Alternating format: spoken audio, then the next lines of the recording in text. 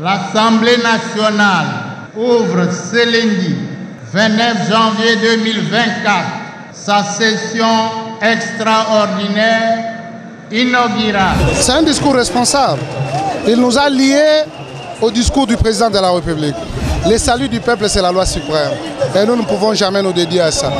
À l'issue de l'élection présidentielle, le peuple congolais a à 73,47% renouvelé sa confiance à son champignon, en la personne de son Excellence, M. Félix Antoine Tshisekedi Tshilombo. Voyons voir ce qui sera fait. Ce n'est pas au début qu'on va définir la fin. Mais bien entendu, avec ce discours, la complicité avec le président de la République, et je sais que ça sera fait. Comme vous le savez, au Parlement, il y a beaucoup de lois, mais qui ne sont pas appliquées. Il faut d'abord commencer par l'application de ces lois qui existent. Et puis nous allons encore reproduire d'autres, mais nous en avons déjà.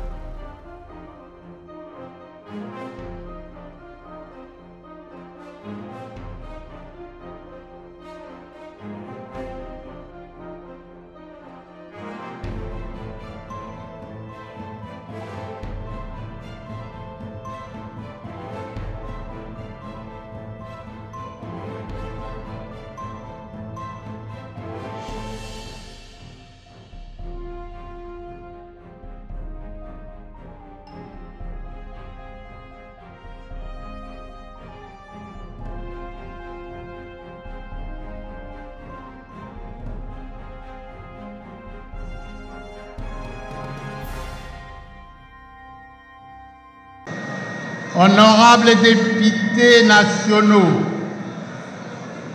Messieurs les secrétaires généraux de l'Assemblée nationale, Mesdames, Mesdemoiselles et Messieurs, se référant aux dispositions de l'article 114 de la Constitution, l'Assemblée nationale ouvre ce lundi 29 janvier 2024 sa session extraordinaire inaugurale de cette nouvelle législature. Cette session intervient dans un contexte éminemment politique. En effet, comme vous le savez, en exécution de son calendrier électoral, la Commission nationale indépendante a organisé le 20 décembre 2023 le 4e cycle des élections combinées, présidentielles, législatives et provinciales.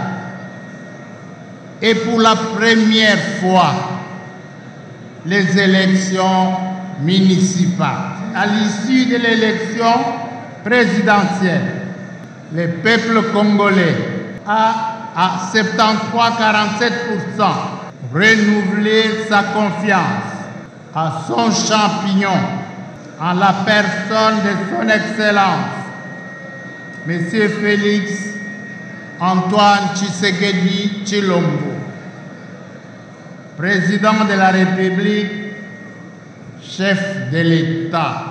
Ces résultats provisoires ont été publiés le 31 décembre 2023. La Commission électorale nationale indépendante est confirmée définitivement par la Cour constitutionnelle à travers son arrêt RC 016 par PR 13CR du 9 janvier 2024.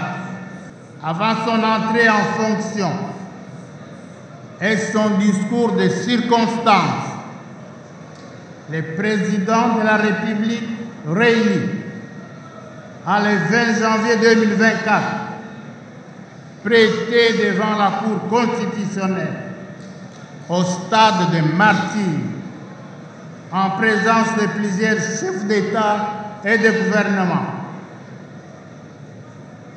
ainsi que des représentants des organisations internationales. Les serments prévus par la Constitution.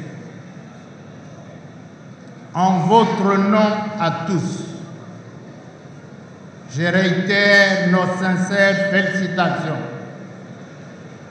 à son Excellence, M. Félix Antoine Tshisekedi Tshilombo, et lui souhaite plein succès à son second mandat.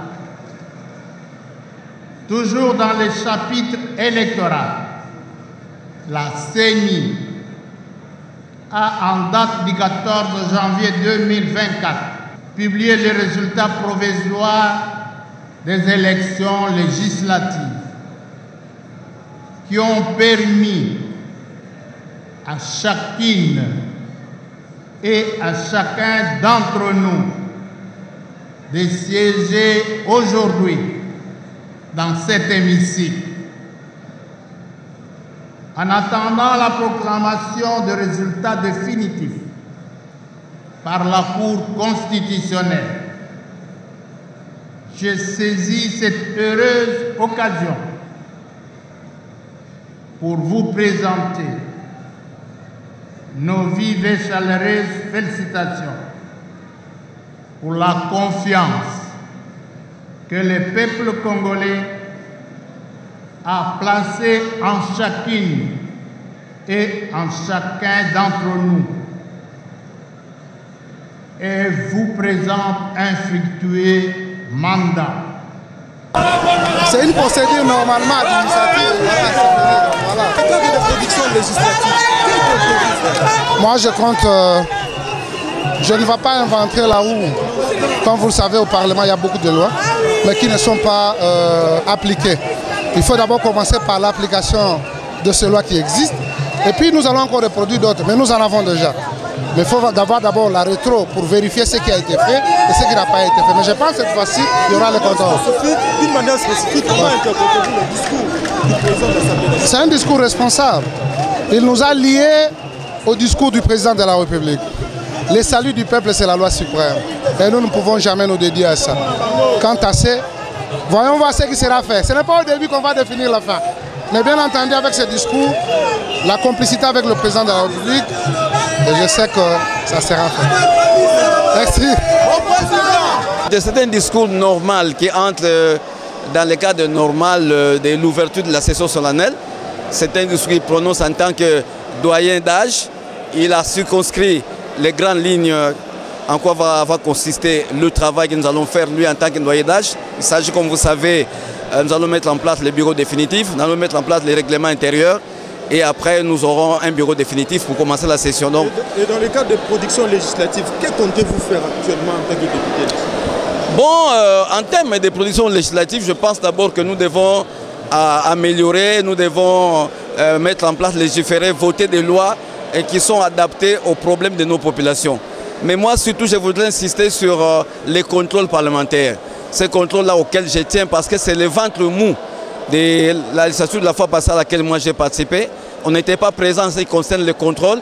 J'insiste que nous puissions contrôler véritablement, même plus que l'IGF, pour que ceux qui volent l'argent de l'État ne le volent plus, que l'État ait les moyens de sa politique pour affronter, pour résoudre les vrais problèmes de nos populations et pour lesquels nous sommes au palais du peuple.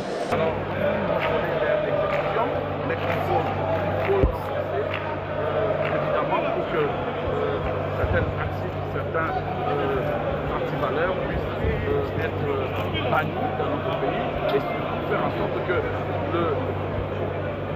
la seule bataille qui nous reste à mener soit la bataille pour le triomphe de l'intérêt général sur les intérêts particuliers des personnes. Beaucoup de Congolais souhaitent nous voir à la tête de cet hémicycle.